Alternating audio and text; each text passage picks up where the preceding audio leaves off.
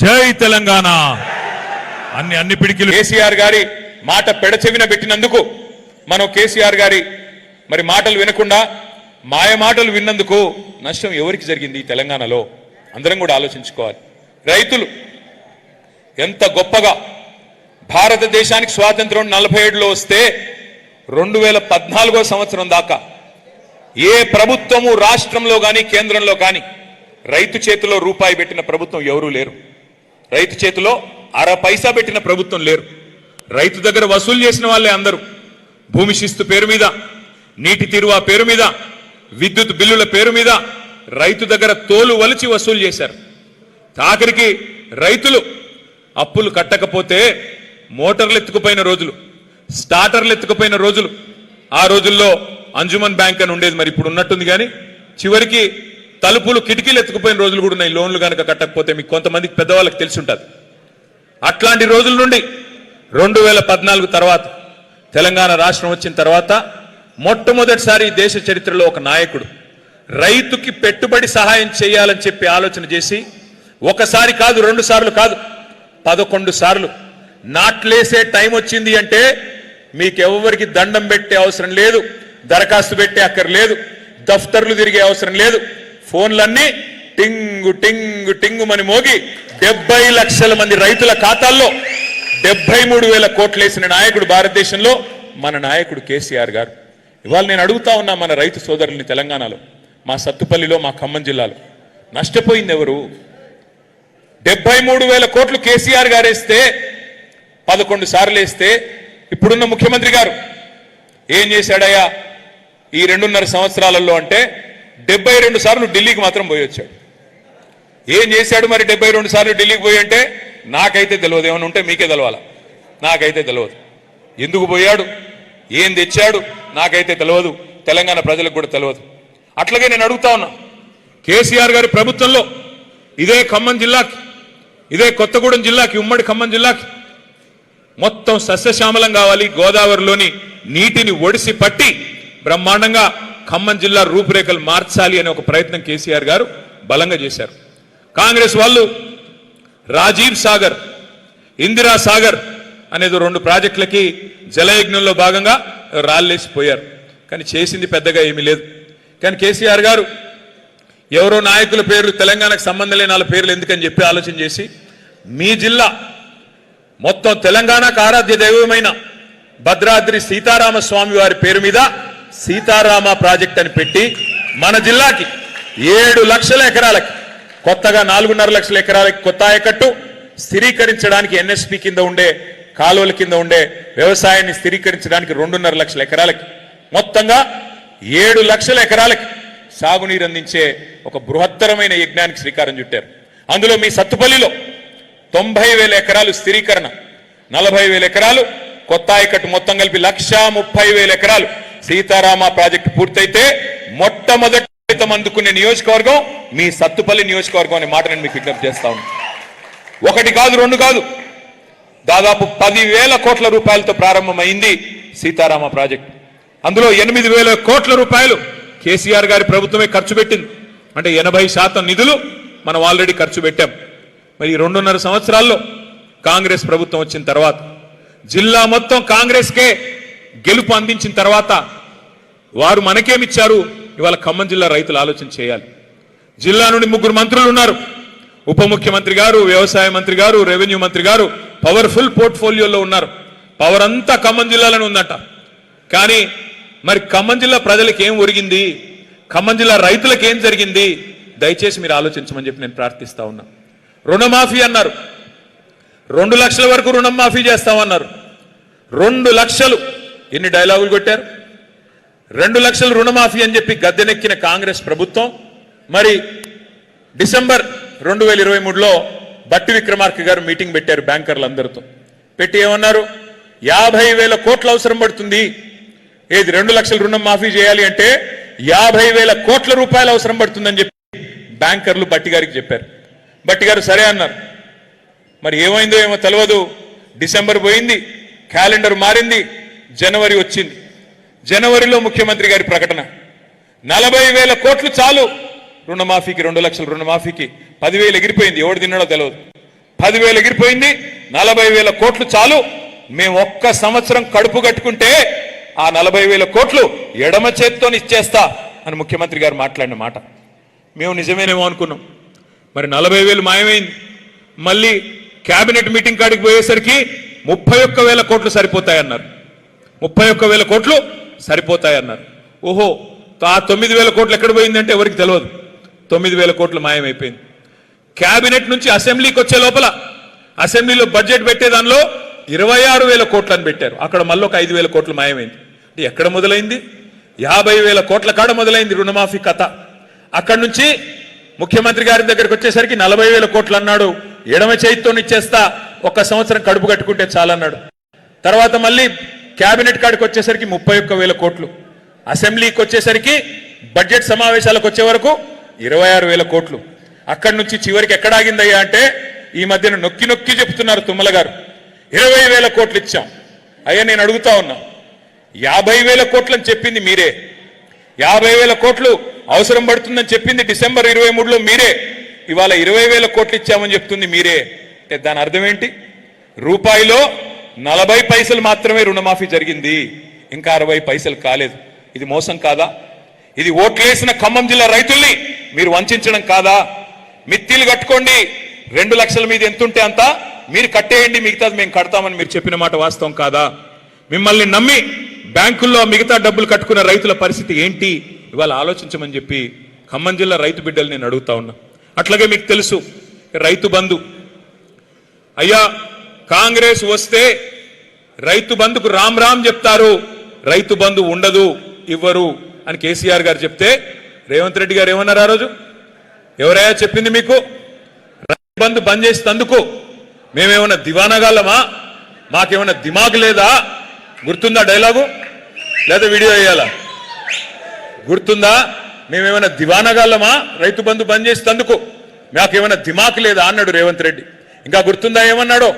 ప్రతిపక్షంలో ఉన్నప్పుడు ఏం కేసీఆర్ గారు 2 పంటలకే ఇస్తావా రైతు బంధు, 3వ పంటకి ఇయ్యవా అని ఎకసెక్కాలు ఆడిండు ఆ రోజు.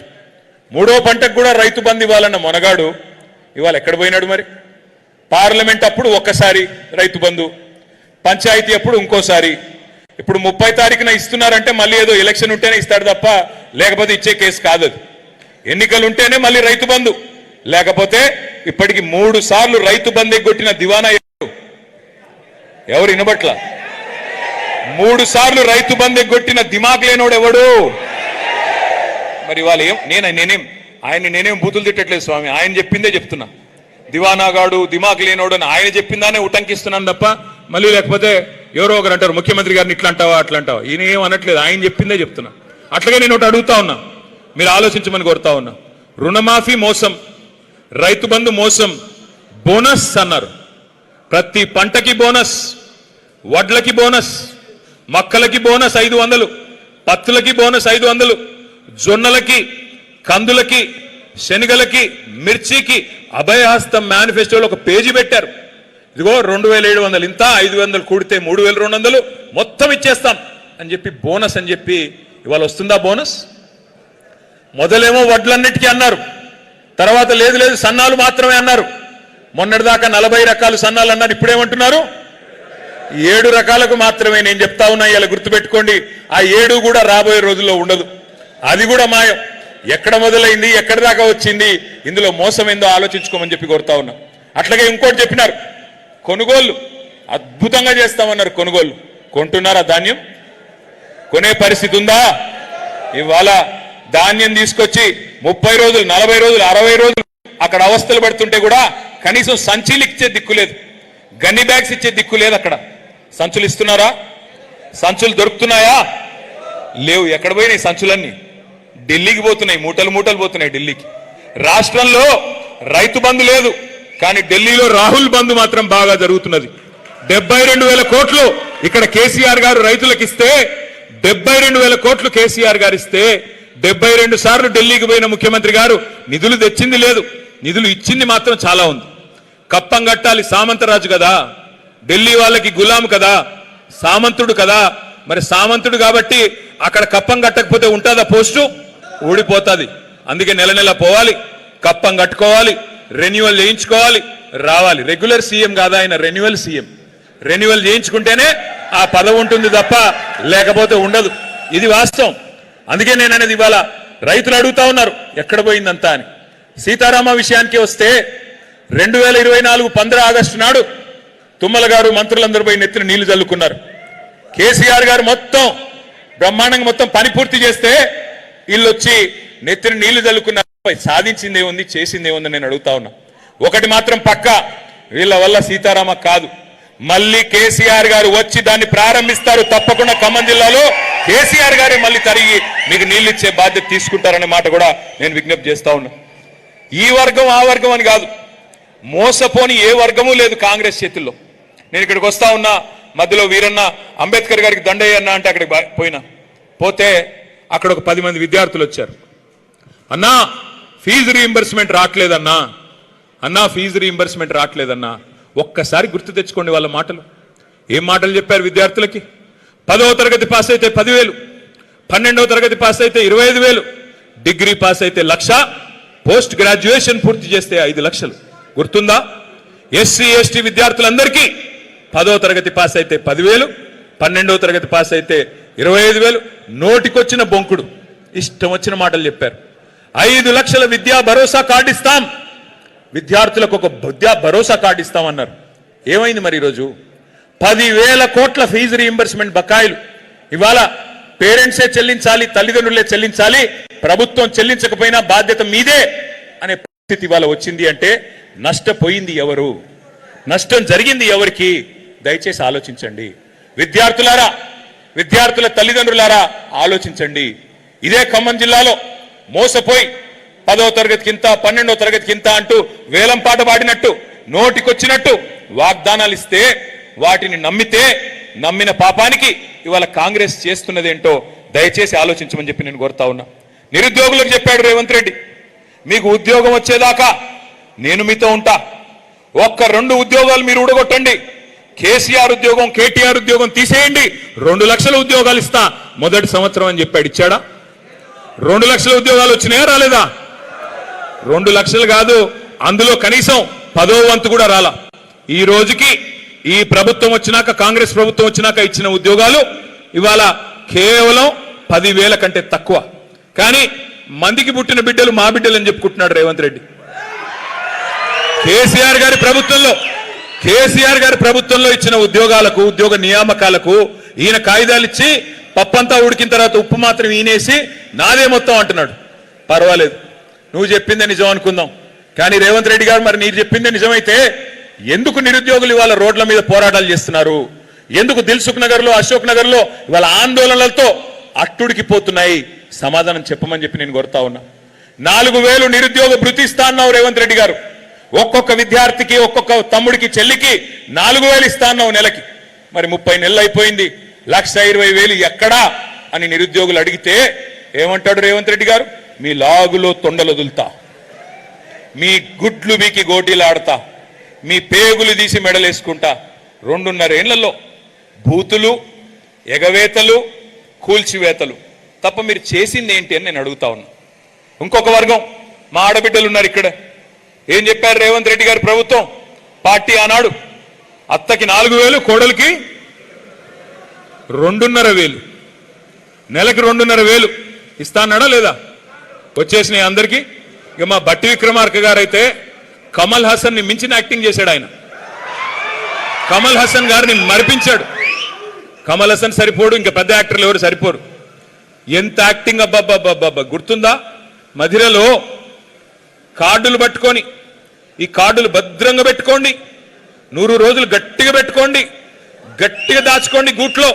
101వ రోజు మా కాంగ్రెస్ కార్యకర్తలు వస్తారు, వచ్చి ఆ కార్డులు తీసుకుని మీ ఒక్కొక్క కుటుంబానికి 2.5 లక్షల రూపాయలు సంవత్సరానికి ఇచ్చే బాధ్యత మాది అని ఆయన నమ్మమేమో అని చెప్పి తీసుకెళ్లి మళ్ళీ బాండ్ పేపర్ మీద రాసి దేవుడి కాడబెట్టి దండం పెట్టిన నాయకుడు బట్టి విక్రమార్క గారు. అయ్యా బట్టి గారు, నేను అడుగుతా ఉన్నా, మీ ఖమ్మం జిల్లా వేదికగానే ఏడబెట్టుకోవాలి కార్డులు? ఇప్పుడు భద్రంగా పెట్టుకోమంటివి కదా, ఏడబెట్టాలా? ఏం చేయాలా? నీ కార్డుల్ని బొందబెట్టాలనా? సంవత్సరీకం చేయాలనా? నీ గ్యారంటీ కార్డులకి, నీ గ్యారంటీ గ్యారెడీకి ఏం సమాధానం చెప్తావు అని అడుగుతా ఉన్నా. సమాధానం చెప్పేటోడు లేడు. కానీ కొత్త డైలాగులు నేర్చుకున్నారు వీళ్ళు, విచిత్రమైన డైలాగులు. ఏమయ్యా మరి మీరేగా చెప్తిరి 100 రోజులు అంటిరి, 6 గ్యారంటీలు అంటిరి, అన్ని 3 నెలల్లోనే మ్యాజిక్ చేస్తామంటారు కదా. 13 హామీలు, 6 గ్యారంటీలు, 13 డిక్లరేషన్లు, 420 హామీలు, శాతభారతం అంత రాశారు కదా. ఏది నాయనా మరి 3 నెలల్లో హామీలు అంటే? ముఖ్యమంత్రి గారి మధ్యన కొత్త డైలాగ్ కొడుతున్నాడు. ఏమంటున్నాడు ఆయన? ఎంత కండలు తిరిగిన పెహల్వాన్ అయినా 3 నెలల్లో పిల్లలు పుట్టిస్తాడా? మనకు తెలియదా? 3 నెలల్లో పిల్లలు పుడతారో పుట్టరో మనకు తెలియదా? అది ముఖ్యమంత్రి గారు చెప్పాలనా? ఒక ముఖ్యమంత్రిగా ఎట్లాంటి వాళ్ళని చూసాం మనం? ఒక ఎన్టీ రామారావు గారిని, ఆ తర్వాత చంద్రబాబు నాయుడు గారిని, ఆ తర్వాత రాజశేఖర్ రెడ్డి గారిని, ఆ తర్వాత రోసయ్య గారు, కిరణ్ కుమార్ రెడ్డి గారు, ఆ తర్వాత మన నాయకుడు కేసీఆర్ గారు. ఇట్లాంటి గౌరవప్రదమైన వ్యక్తులను చూసి ఇవాళ ఒక ముఖ్యమంత్రి 3 నెలల్లోనే పిల్లలు పుడతారా అని అడిగితే ఏమనాలా? ఏం చెప్పాలా? ఎవడు చెప్పమన్నాడు నిన్ను? 3 నెలల్లోనే పొడి చేస్తా, 3 నెలల్లోనే రైతు భరోసా వేస్తా, 3 నెలల్లోనే నవంబర్లో తీసుకుంటే 2000, డిసెంబర్లో తీసుకుంటే 4000 అని మాట్లాడిన సన్నాసెవడు? మా తమ్ముళ్ళందరికీ 4000 ఇస్తానని చెప్పి మోసం చేసిన దుర్మార్గుడు ఎవడు? నేను అడుగుతా ఉన్నా ఈరోజు. మరి నేను అడుగుతా ఉన్నా ముఖ్యమంత్రి గారు, 3 నెలల్లోనే పిల్లలు పుట్టరని మాకు తెలుసు, కానీ 30 నెలల్లో పుట్టకపోతే నిన్నేమనాలా? 30 నెలల్లో అయితే పుట్టాలి కదా. మరి 30 నెలల్లో పుట్టకపోతే ఏం పిలవాలా నిన్ను? మళ్ళీ ఏమన్నంటే ఈయనేదో అన్నాడని మళ్ళీ ఒక కేసు పెట్టుకో. కేసులు ఏం కాదు, ఎన్ని పెట్టుకుంటావో పెట్టుకో, నాకేం భయం లేదు. నేను ఒకటే అడుగుతా ఉన్నా. వెనకటికి ఎవడో మొహం బాగాలేక అద్దంబలు కొట్టుకున్నాడంట. మొహం బాగాలేదు అడిది. ఏమయ్యా మొహం ఇట్లా ఉందంటే పోయి అద్దంబలు కొట్టాడంట. అట్లా ఉంది రేవంత్ రెడ్డి గారి ప్రభుత్వం. ఏమయ్యా మరి నీకు చేత కావట్లేదు పరిపాలన, రైతు బంధు అయ్యవు, చివరికి యూరియా అయ్యవు కదా. రైతు బంధు వదిలి యూరియా ఇచ్చే తెలివి లేదు నీకు. ఇప్పుడు కొత్తగా మా వీరన్న చెప్తున్నాడు, ఇప్పుడే ఏదో యాప్ పెట్టాడంట. యాప్ ఆడ షాపులో ఉండే కదా యాప్లో ఇచ్చేది. షాపులో ఉండాలి నా ముందు, అప్పుడే కదా యాప్లో నొక్కితే వచ్చేది. ఆడ షాపులోనే దిక్కు లేదు. అందుకే మీ అందరికి నేను మాటిస్తా ఉన్నా, మళ్ళీ ఖమ్మం జిల్లాలో మీరు మాకు మెజారిటీ సీట్లు ఇచ్చి కేసీఆర్ గారిని ముఖ్యమంత్రి చేస్తే ఆ యాప్ని తీసుకెళ్లి బంగాళాఖాతంలో పాడేసే బాధ్యత మాది. మళ్ళీ శరా మామూలుగా ఇదివరకు ఎట్లయితే కేసీఆర్ గారి టైంలో ఉండేదో, ఒక ఆటో అన్నకి ఫోన్ కొడితే మీ పొలం కాడికి వచ్చి మళ్ళీ యూరియా ఇచ్చిపోయే రోజులు మళ్ళీ తెచ్చే బాధ్యత మాది. దానికి మోడీ పేరు చెప్పి ఇంకోటి పేరు చెప్పి తప్పించుకునే ప్రయత్నం మేము చేయం. ఆ రోజు కేసీఆర్ గారు ఉన్నప్పుడు ఇదే మోడీ ఉండే కదా.